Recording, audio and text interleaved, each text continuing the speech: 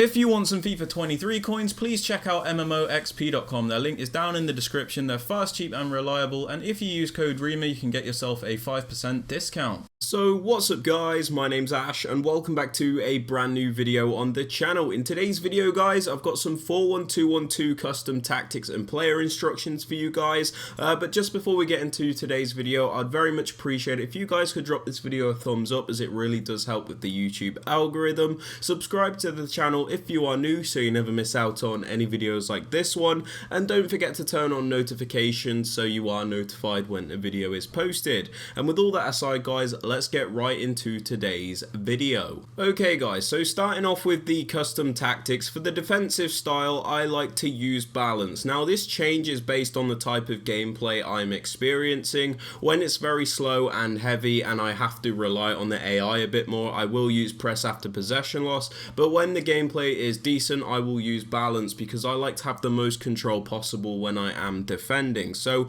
balance does allow you to press when you want to press and then be a bit more conservative when you need to be, which is why I like it so much. But you guys can use whatever you like for defensive style.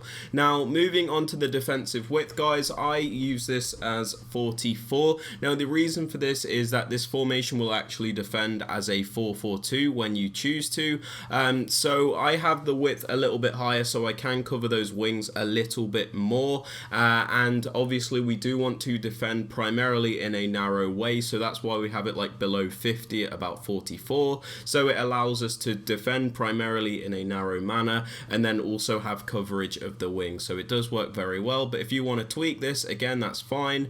Moving on to the depth, because this is a more aggressive formation, I like to have a bit more of an aggressive depth. I don't like upping it too high, but having it at about 57 pushes your defensive line up just a little bit more, allowing you to snatch the ball back around the halfway line, that kind of thing, and keep some pressure on your opponent because you don't want to be pinned back all the time.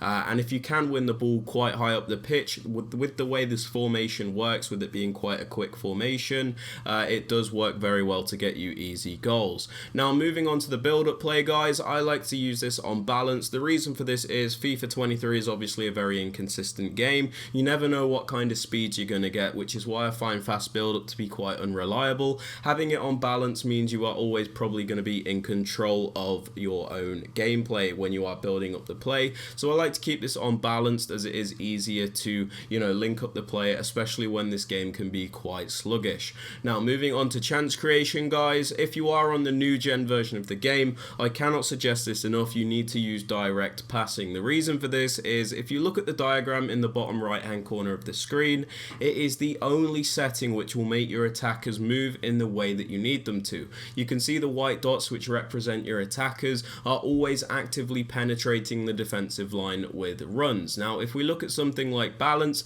this doesn't happen. They're very static and you don't really get much movement. If you are on the old gen version of the game, because of the way AI is different, you can get away with using balance, but if you are on the new gen version, I do suggest using direct passing. Now moving on to attacking width guys, I have this on 38 because this is a more narrow formation, so we want to utilize this formation in the best way possible, which is why we have a narrow width. Now if you're wondering why we have it so low, when it comes to the player instructions you'll understand a little bit more. We'll be able to get extra width with this still being a narrow formation, so this does work very well. But again, if you want to up this, that is completely fine. I've just been experimenting and I've been enjoying 38.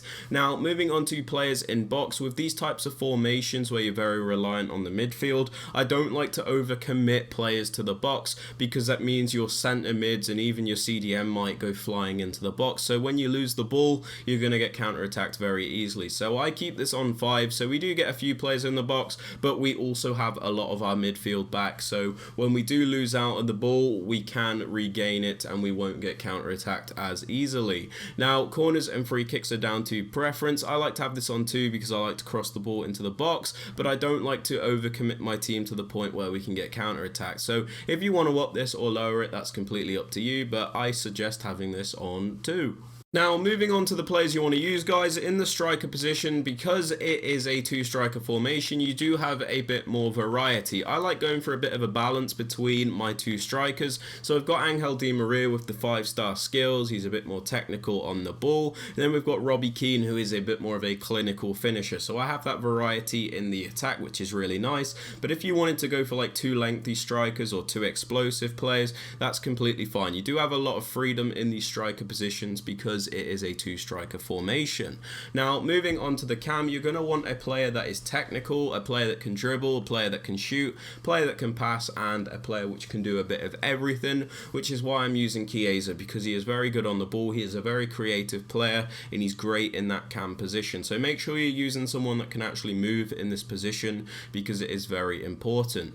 Now, moving on to the right centre mid, I suggest a more box-to-box style player. So I'm using Park Ji-sung. He's got pretty much above 80 in every stat, so he's very well rounded. He's going to be a box-to-box player where he attacks and defends, and the most important thing with this kind of player is the high work rate, because again, they're going to be attacking and they're going to be defending, and if they don't have the work rates to back that up, you're going to struggle a lot. Now, moving on to the CDM, you're going to want a more stay back, brute, somebody that's got very good defensive stats, and the ideal work rate for this kind of player is a medium-high work rate. Now, if you don't have a medium-high work rate, just ensure that their stats are as good as possible in this position with very high defensive stats, because for example, this Patrick Vieira, he's actually a medium, but because he's got very good defensive stats, it doesn't matter too much. Now, moving on to the left centre mid, I actually suggest you guys using a more attacking player in this role. So I'm using Phil Foden. Now, the best benefit I can offer for you guys in this position is an attacking player with a high work rate. So Phil Foden has a high work rate as well as having very good attacking stats.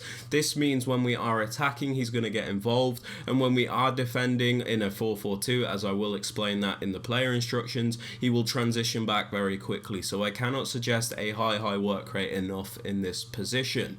Now, moving on to the fullbacks, you can pretty much use whoever you want. If you want to use two offensive fullbacks, that's fine. If you want to use two defensive fullbacks, that's fine. Or if you want to do what I do, where I have a bit of a balance, that is also fine. So I have Hernandez, who is a more attacking fullback, and then Walker, who is a more defensive fullback. And then moving on to the centre backs and goalkeeper, they just need to be as good as possible. I'm pretty much just using Chesney for chemistry and Van Dijk and Varane because they're still meta, even though they're not like top meta at this point in the game. Now, moving on to player instructions, guys. On the two strikers, on the left striker, I have stay central and mixed attack, and on the right striker, I have stay central and get in behind. So let's break this down. I have Robbie Keane on stay central and get in behind because I don't need him drifting off to the wings, as I'll show you what we do with the fullback. So we want him to stay central, so he's always in that striker position, and we have him on getting behind because he's more of the runner striker. We want him to make those runs. We want him to get into those goal scoring opportunities. And then the left striker, we actually just have on stay central and mixed attack instead of getting behind, because I like having a bit more creativity in this left striker role, because sometimes if you have them both running in behind, you don't really get the proper attacking movement that you will want, if that makes sense. So sometimes if we have them both running in behind, there is a bit of a disconnection between the midfield and attack. So it's nice having someone on mixed attack as another layer of attack, if that makes sense, because sometimes Di Maria will drop just a little bit behind Robbie Keane, for example,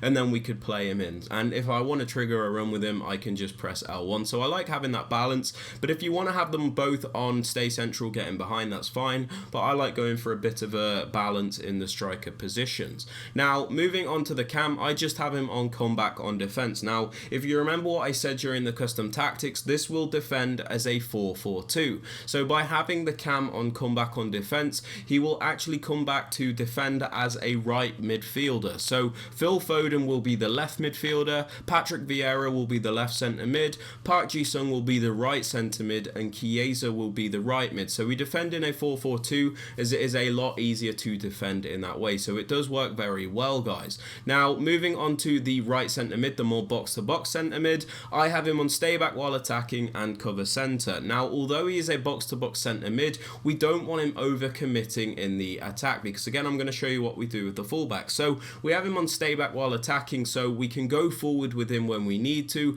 but he will not always be overcommitting. So we do have an extra bit of defensive support. We have him on cover center, so he will defend as one of the center mids in a 4-4-2.